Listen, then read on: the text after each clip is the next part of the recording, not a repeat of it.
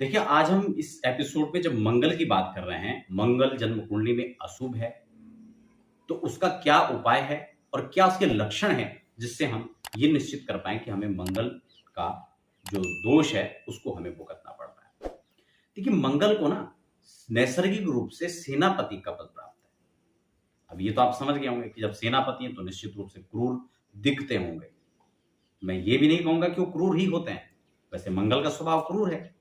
लेकिन अगर सेना का सेनाध्यक्ष किसी को बना दिया जाए, तो वो ढिलाई नहीं कर सकता। उसको बड़ी स्ट्रिक्टता से जो है काम चलाना होगा।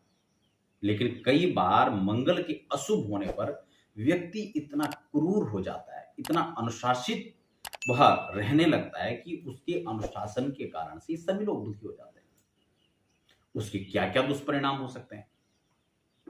और सबसे बड़ी बात, अगर मंगल जन्म कुंडली के अंदर अशुभ है, मंगल का दुष्प्रभाव आप झेल रहे हैं, ऐसे में व्यक्ति को बहुत सारी समस्याएं फेस करनी पड़ती है। कभी कभी तो मंगल राहु का संयोग जैसे जो अंगारक योग बनता है जन्म कुंडली में, कभी कभी व्यक्ति उसी अंगारक योग में अपने शरीर को भी क्षति पहुंचा देता है। कभी कभी मंगल के साथ कुछ ऐसे कॉम्बिनेशन बनते हैं जिसमें हत्याएं जैसे विचारों को यह जन्म देता है, क्योंकि यह साहस है, डरता है नहीं। और साथ में अगर दुर्बुद्धि भी आ जाएगी और साहस भी आ जाएगा, तो निश्चित रूप से इसका जो परिणाम होगा, इसका जो रिजल्ट आएगा, वो निश्चित रूप से घातक होगा।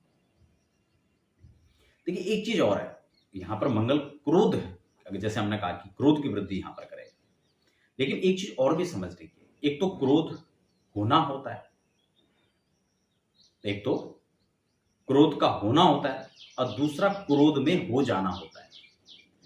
अगर हम गुस्सा कर रहे हैं, तो इसका मतलब ये हमारे बस में है, हमने अपने अनुरूप इसको अभी बना के रखा है।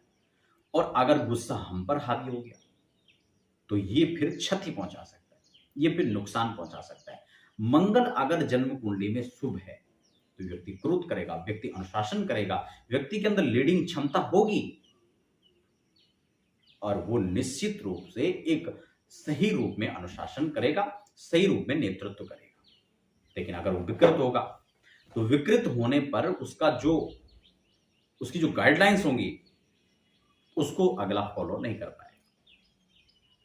ये जब वो क्रोध कर रहा होगा, तो वो क्रोध ही उस पर सवार हो जा रहा होगा, वो क्रोध उसके अपने हाथ पे नहीं है। क्रोध की जो सीमा है, वो वास्तव में क्रोध में ही हो गया है। एक तो गुस्सा दिखाना होता है, जिसमें हम दिखा रहे होते हैं, अंदर से हम क्रोध नहीं कर रहे हैं, लेकिन हम भय दिखा रहे हैं। क्यों? क्योंकि भय से हम उसके माहौल को परिवर्तित करना चाह रहे हैं, उसको अनुकूल बनाना चाह रहे हैं, उसको सही दिशा निर्देश हम करना चाह रहे हैं। तो मंगल विकृत होने पर सबसे पहले व्यक्ति क्रोध का शिकार हो जाता है। अनावश्यक क्रोध आना, बात बात पर क्रोध आना, वाणी में कड़वाहट आ जाना, शरीर में रक्त जैसे विकार की समस्या, चाहे वो रक्त से संबंधित प्रॉब्लम हो, या रक्त की कमी हो जाना हो, या फिर फोड़े फुंसी, या फिर रक्त में किसी अन्य प्रकार के इन्फेक्शन जो हो जाते हैं, इस प्रकार की समस्याओं को मंगल जन्म दे सकता है। इसके अलावा एक और चीज है, कुछ ऐसी घटनाएं, कुछ ऐसे लक्षण मैं आपको बता रहा हूं, जिसको देखकर आप समझ सकते हैं कि मंगल शुभ है या अशुभ। अगर आपको लगता है कि मंगल से संबंधित जो चीजें हैं, उसमें आपको समस्याएं फेस करनी पड़ रही है, जैसे कि अगर मंगल आपके अनुकूल नहीं है, मंगल आपका अशुभ है, तो अशुभ मंगल के जो लक्षण हो सकते हैं, वो कुछ इस प्रकार से। एक तो ऐसे व्यक्ति को कहीं ना कहीं संपूर्ण रूप से प्रॉपर्टी का अच्छा खासा लाभ प्राप्त नहीं होता है। चाहे मकान की बात करें, चाहे दुकान की बात करें, चाहे प्लॉट की बात करें, चाहे वाहन की बात करें, ऐसी स्थिर प्रॉपर्टी जो होती है, उन लोगों को बड़ी समस्याएं होती हैं उसको हासिल करने में। इन चीजों का अभाव ये खटकाकर बनाकर रखता है। मकान लंबे समय से इंतजार कर रहे हैं, पैसा भी है जेब में, व्यवस्थाएं भी हैं, लेकिन घर नहीं बन पा रहा, उसे बनाने में समस्या आ रही। पैसा जेब में है लेकिन हम प्लॉट ही नहीं खरीद पा रहे हैं, पैसा है लेकिन गाड़ी नहीं खरीद पा रहे हैं। तो ये मंगल को देखने की आवश्यकता है, एक बार मंगल को एनालिसिस करने की आवश्यकता है। वास्तव में मंगल ऐसे हमारी किस स्थिति के अंदर बैठे हैं कि जिससे हमें वो लाभ मिल ही नहीं पा रहा है। या दूसरी बात, मान लो वो चीज हमारे पास में है, हमने अर्जित कर लिया है, मंगल गोचर के अंदर हमारा अनुकूल नहीं चल रहा है। देखो, दो तीन पक्ष हो सकते हैं ज्योतिष के अंदर। एक तो गोचर का पक्ष होता है, एक दशाओं की अंक। कभी कभी क्या होता है कि हमारे पास को लाभ तो मिल रहा है, लेकिन अचानक से कुछ ऐसी परिस्थितियां हैं कि उस समय से हमें उससे संबंधित जो लाभ है वो नहीं मिल रहा है, बल्कि उसमें घाटा आ रहा है, उसमें नुकसान हो रहा है। उसके पीछे क्या रीजन हो सकता है? तो जब ये गोचर में चलकर आएगा विपरीत परिणाम देंगे, या फिर जब ये महादशा के अंदर चलकर, अंतरदशा के अंदर चलकर आएंगे, तब ये हमें उस अवधि के अंदर, कई बार लोगों का प्रश्न होता है कि हम कब प्रॉपर्टी जुटा पाएंगे, कब मकान बना पाएंगे। तो उसके लिए हमें यही देखना पड़ता है कि गोचर में कब उनके लिए शुभ मंगल आ रहे हैं और दशाओं के अंदर कब शुभता है। इसी प्रकार से आप इसके अशुभ लक्षण जब आपको लग रहे हैं तो आप उस दौरान देखिए कि क्या मंगल का कोई कॉम्बिनेशन अभी बन तो नहीं रहा है, क्या गोचर के अंदर मंगल तो नहीं आ रहे हैं, क्या महादशाओं के अंदर मंगल विपरीत परिणाम तो नहीं दे रहे। ये सब चीजें वहां पर हमें चेक करने की। एक चीज और मैं आपको बता दूं, ऐसे में चाहे वो व्यक्ति कंस्ट्रक्शन का बिजनेस कर रहा हो, चाहे वो वाहन का कोई काम कर रहा हो, ट्रांसपोर्ट का कोई उसका काम है, या फिर आप यूं कह सकते हैं कि प्रॉपर्टी से संबंधित कोई काम है, वो डीलर हैं या किसी डीलर के साथ काम करते हैं, अगर उससे इर्द गिर्द, उससे संबंधित फील्ड में अगर वो काम कर रहा है, तो उस समय उस व्यक्ति को उससे संबंधित समस्याएं जरूर आएंगी। दूसरी एक और चीज है, अग्नि का भय, ये भी मंगल दर्शाता है। बिजली में कहीं ना कहीं अगर फॉल्ट है, चाहे घर के कनेक्शन में हो, चाहे मीटर के अंदर हो, कभी कभी बहुत सारे लोग होता है गलत दिशा में मीटर लगा दिया, या कुछ समय ऐसा आता है कि लगता है कि बार बार बिजली के फॉल्ट हो रहे हैं किसी न किसी प्रकार से, घर में, ऑफिस में, आपके कार्यस्थल पर। तो ये मंगल कहीं ना कहीं उसका दुष्परिणाम आपको दे रहा है। ऐसे में ये मंगल के कुछ अशुभ होने के लक्षण जो मैंने आपको यहां पर बताए, उसमें भी देखिए, अगर मंगल हमारा शुभ मंगल है तो शुभ का क्या पहचान होगा, वो कैसे शुभता देंगे।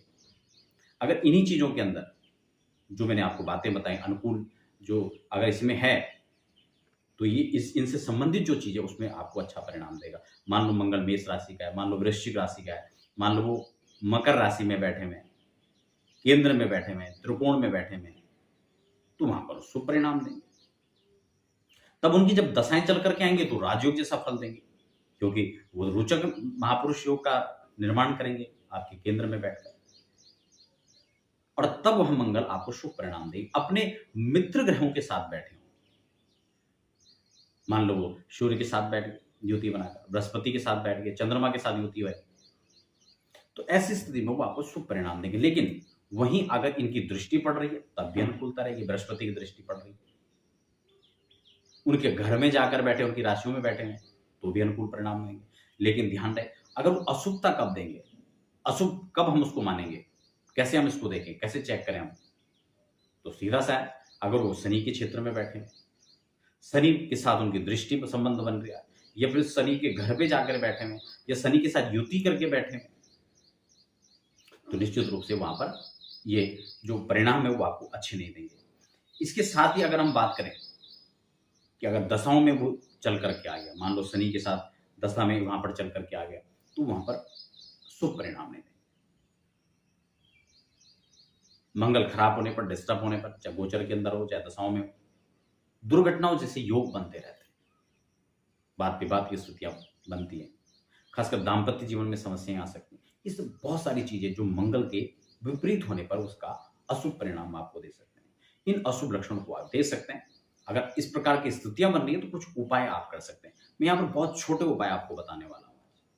लेकिन सबसे पहले तो हमें ऐसे लोगों को, अगर मंगल दुष्परिणाम दे रहा हो, तो उनको हनुमान जी की उपासना करनी चाहिए। हनुमान जी का जो हनुमान चालीसा का पाठ है या बजरंग बाण का पाठ है, उसे आप नियमित करें।